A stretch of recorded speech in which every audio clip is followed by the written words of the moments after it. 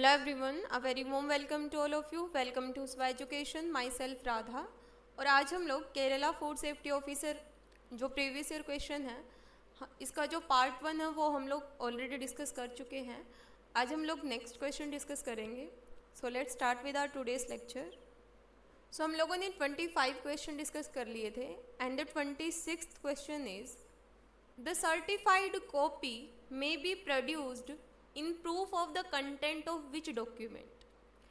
यानी कौन से डॉक्यूमेंट के प्रूफ में सर्टिफाइड कॉपीज प्रोड्यूस की जाती हैं. So according to section 77 of Indian evidence Act, section 77 Indian evidence Act 1872, इसके according certified copy may be produced in proof of the content of public document or part of the public document of which they support to be copies. So certified copy may be produced in proof of the content of public document. Clear? Consumer under the Food Safety and Standard Act 2006 is, यानी FSS act 2006 के according consumer की क्या definition होती है, consumer कौन होता है. So according to FSS act 2006 consumer is the person and families who purchase and receive the food. यानी कोई पर्सन या कोई फैमिली जो फूड को परचेज करेगा, उसको रिसीव करेगा, दैट इज द कंज्यूमर, जो परचेज करेगा फूड को. Next one, The head office of the Food Safety and Standard Authority of India is at, यानी FSSAI का हेड ऑफिस कहाँ पर लोकेटेड है. So it's new Delhi. Next one, enactment of information technology act 2000 resulted in the introduction of which provision under Indian Evidence Act 1872. So Indian evidence Act 1872 के according enactment of information technology 2000 resulted in the introduction of which provision under Indian evidence Act 1872. सो कौन से introduction of which provision कौन introduce किया गया था. Section 65A जो है वो इंट्रोड्यूस किया गया था under Indian evidence Act 1872. Who is responsible for the inspection of food business, drawing, sending sample to the food analyst under FSS Act 2006?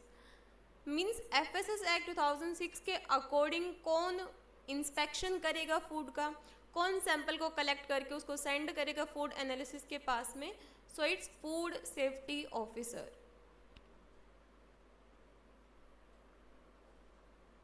Which of the following is correct. यहाँ पर कुछ statement दिए गए हैं और ये पूछा गया है कि कौन सा स्टेटमेंट करेक्ट है.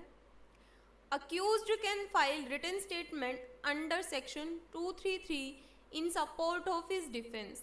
जो अक्यूज्ड है वो क्या कर सकता है, वो फाइल कर सकता है written statement under section 233 in support, अपने डिफेंस के लिए वो जो रिटन स्टेटमेंट है वो फाइल कर सकता है सेक्शन 233 के according. Section 250 empower the magistrate to discharge an accused in a warrant case instituted otherwise than on a police report. In a summary trial under Section 235, the maximum period of imprisonment that can be imposed is 2 years. The bail bond executed for the appearance before the High Court under Section 437 shall be 5 years. तो जो first statement है वो correct है कि accused जो है अपने support के लिए, अपने डिफेंस के लिए क्या कर सकता है, रिटन स्टेटमेंट फाइल कर सकता है जो कि सेक्शन 233 में दिया गया उसके according. Magistrate can take cognizance of offence upon, so of any offence in 3 different ways. पहला, upon receiving a complaint of fact which constitutes such offense, यानी जब उसको क्या मिलेगी, कोई इंफॉर्मेशन या कंप्लेन रिसीव होगी तब. दूसरा, upon a report in writing of such fact made by any police officer, यानी जब पुलिस ऑफिसर जो है वो रिपोर्ट लिखेगा इन रिटन होगी, या फिर upon information received from any person other than police, या फिर जब उस मजिस्ट्रेट को इंफॉर्मेशन मिलेगी, रिसीव होगी from any person other than police, police के अलावा। So from any person received from any person other than police. So in 3 case में magistrate can take cognizance of offence. So पहला यहाँ पर दिया गया है रिसीविंग इंफॉर्मेशन थ्रू टेलीफोन और ईमेल। सो ऐसा हम लोगों ने नहीं पढ़ा।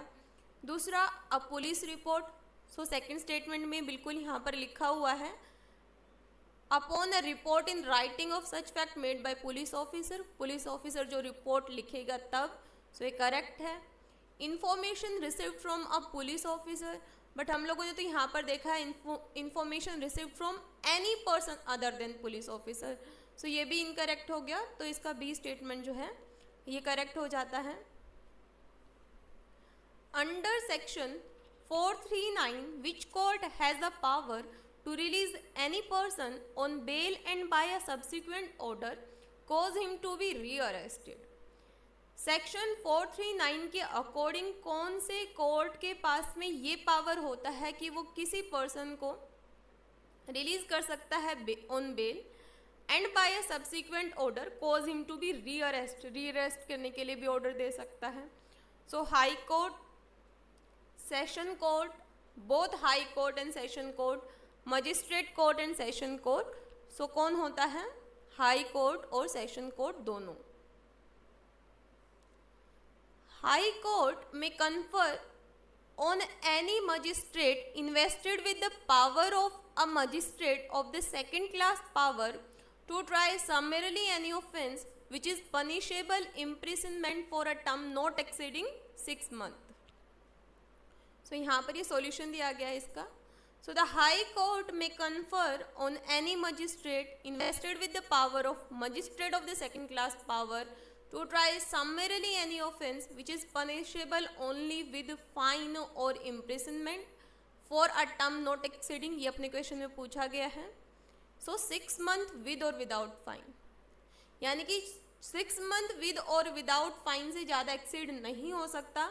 So it's A, clear?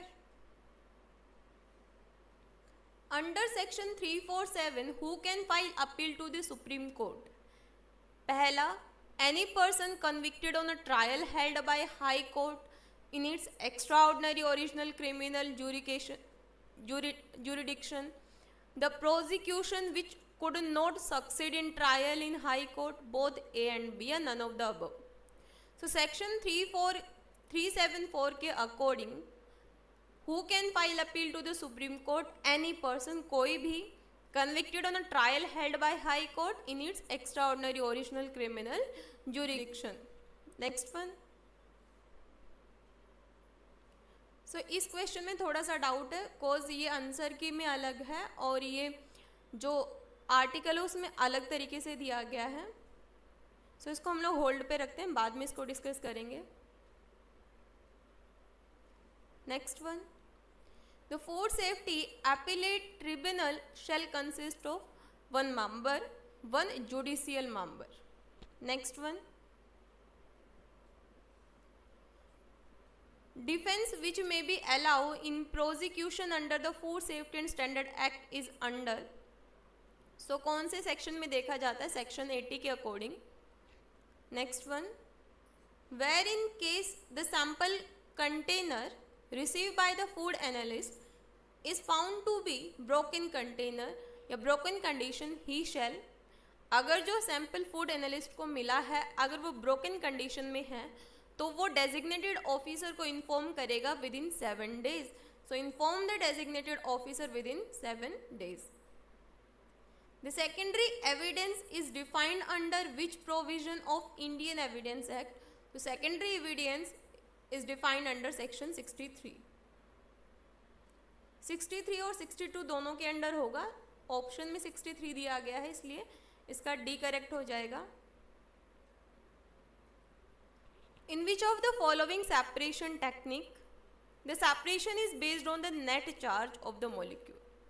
So यहाँ पर ये affinity chromatography, ion exchange chromatography, molecular exclusion chromatography, ये सारी की सारी क्या हैं, सेपरेशन टेक्निक्स हैं। और यहाँ पर क्या पूछा गया है, क्वेश्चन में ये पूछा गया है कि इनमें से कौन से टेक्निक में सेपरेशन जो है नेट चार्ज मीन्स पॉजिटिव या नेगेटिव, कैटायन या एनायन के बेस पे होगा। पहला है एफिनिटी क्रोमेटोग्राफी, लेकिन एफिनिटी क्रोमेटोग्राफी में जो सेपरेशन होता है वो किस बेसिस पे होता है, एफिनिटी क्रोमेटोग्राफी में जो सेपरेशन होगा वो किस बेस पे होगा, फॉर एग्जाम्पल एंटीजन एंटीबॉडी बोल सकते हैं हम लोग, या फिर लिगेंड मॉलिक्यूल या रिसेप्टर बोल सकते हैं, इनके अटैचमेंट के बेसिस पे होगा। फॉर एग्जाम्पल जैसे हिस्टडीन है, ये निकल से बाइंड करेगा और बाकी जो मॉलिक्यूल होंगे वो क्या होंगे, वो सेपरेट आउट हो जाएंगे। तो एफिनिटी क्रोमेटोग्राफी में जो सेपरेशन होता है वो लिगेंड रिसेप्टर या फिर एंटीजन एंटीबॉडी इसके बेसिस पे किया जाता है। नेक्स्ट यहाँ दिया गया है मॉलिक्यूलर एक्सक्लूजन क्रोमेटोग्राफी, लेकिन मॉलिक्यूलर एक्सक्लूजन क्रोमेटोग्राफी में जो सेपरेशन होता है वो साइज के बेसिस पे देखने को मिलता है। आयन एक्सचेंज क्रोमेटोग्राफी, सो आयन एक्सचेंज क्रोमेटोग्राफी दो तरीके की होती है, एक कैटायन एक्सचेंज होती है, एक अनायन एक्सचेंज होती है, जिसमें सेपरेशन जो है ये चार्ज के बेसिस पे होता है, इसलिए क्या हो जाएगा इसका ion exchange chromatography.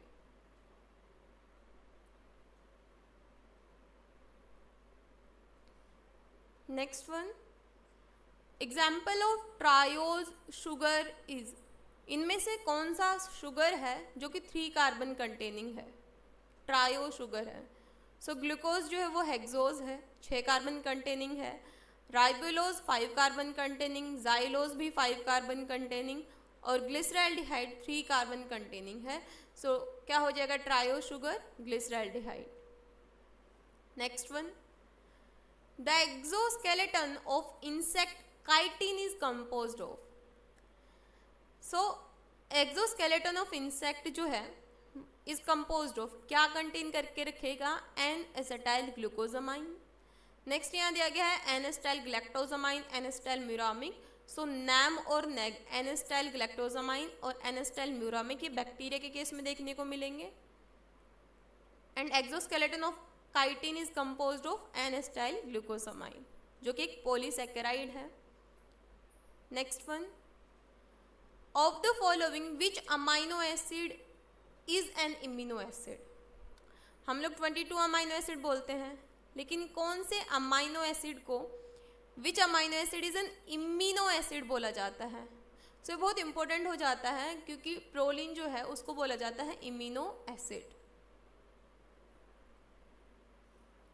The proteolytic enzyme, proteolytic means जो कि प्रोटीनेशियस या फिर प्रोटीन को ब्रेक डाउन करने में हेल्प करेंगी एंजाइम, जैसे कि ट्रिप्सिन हो गया, hydrolyse the peptide bond in which, किसको हाइड्रोलाइज करेंगी, पेप्टाइड बॉन्ड को। और पेप्टाइड बॉन्ड कहाँ प्रेजेंट होता है, अमाइनो एसिड्स के बीच में, 2 अमाइनो एसिड्स के बीच में।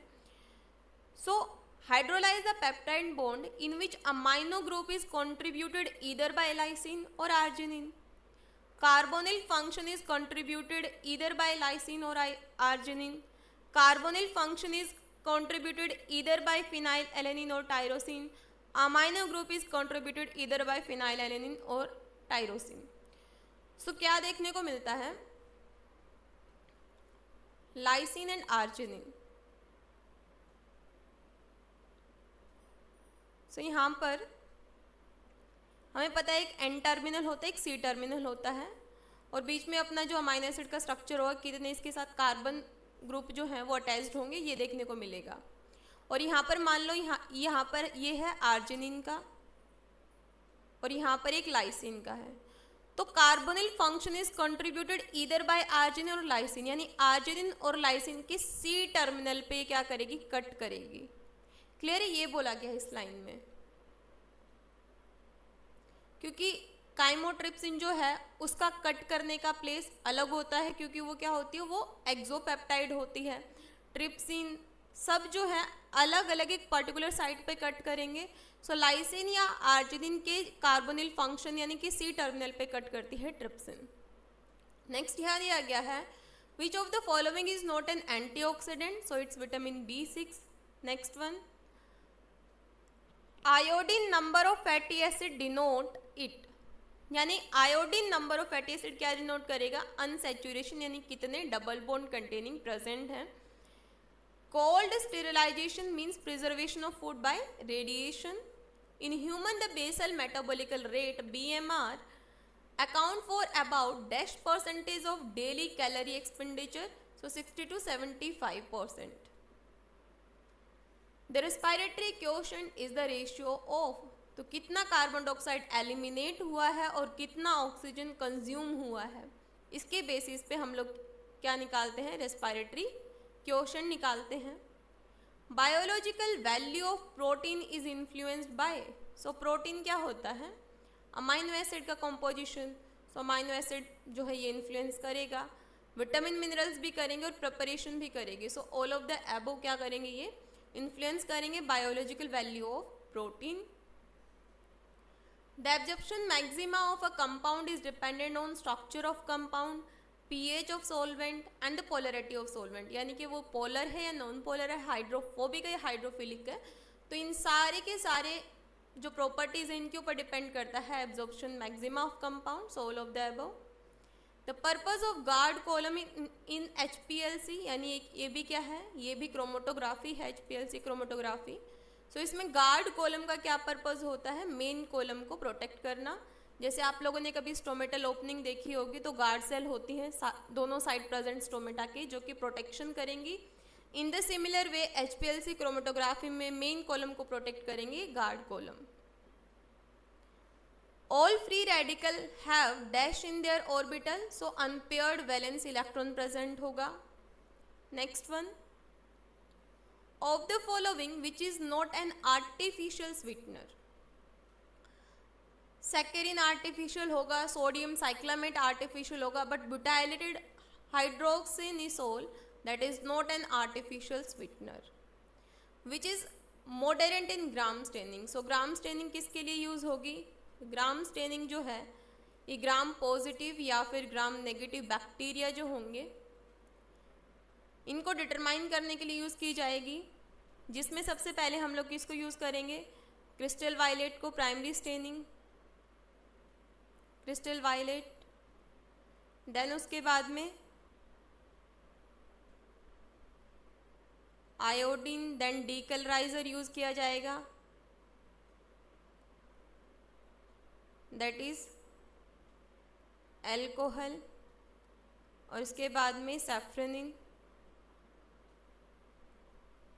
सो क्रिस्टल वायलेट क्या होगा, ये प्राइमरी स्टेन होगा, आयोडीन क्या होगा, मॉडरेंट होगा, एल्कोहल क्या होगा, डीकलराइजर होगा, और सैफ्रनिन किसके क्या बोला जाएगा इसको एक और नाम से, काउंटर कलर एक्सचेंज। क्लियर है। So which is mordant in gram staining, that is iodine, और ग्राम स्टेनिंग में ग्राम पॉजिटिव का कैसा कलर देखने को मिलेगा, ब्लूइश कलर देखने को मिलेगा या पर्पल, ब्लूइश कलर देखने को मिलेगा, और ग्राम नेगेटिव का कैसा देखने को मिलेगा, पिंकिश। क्लियर। सो जो नेक्स्ट क्वेश्चन है हम लोग नेक्स्ट लेक्चर में डिस्कस करेंगे। आई होप आपको आज का लेक्चर पसंद आया होगा।